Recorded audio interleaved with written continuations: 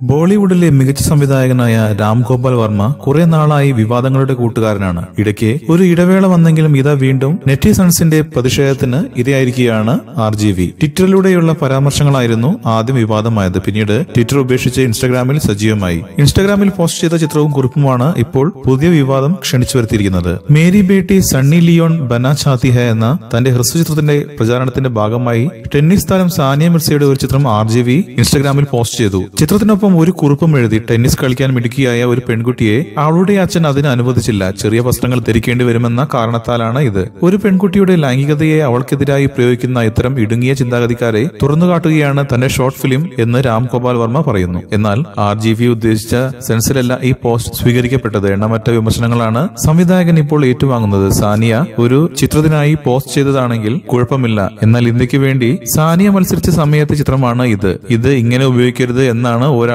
ചിത്രത്തിന് താഴെ എഴുതിയിരിക്കുന്ന കമന്റ്. സണ്ണി ലിയോണിന്റെ ചിത്രമാണ് ഇങ്ങനെ പോസ്റ്റ് ചെയ്തെങ്കിൽ പ്രതികരിക്കില്ലായിരുന്നു. എന്നാൽ ഇന്ത്യയുടെ അഭിമാനമാണ് സാനിയ, അവരെ ബഹുമാനിക്കുകയാണ് വേണ്ടത് എന്നാണ് മറ്റൊരാളുടെ കമന്റ്. എന്തായാലും ഈ മോശം പ്രവൃത്തി സോഷ്യൽ മീഡിയ ഏറ്റെടുത്തിരിക്കുകയാണ്. രാം ഗോപാൽ വർമ്മയ്ക്ക് വലിയ രീതിയിലുള്ള വിമർശനമാണ് നേരിടേണ്ടി വരുന്നത്. എന്തായാലും RGV പുലിവാൽ പിടിച്ച മട്ടാണ്.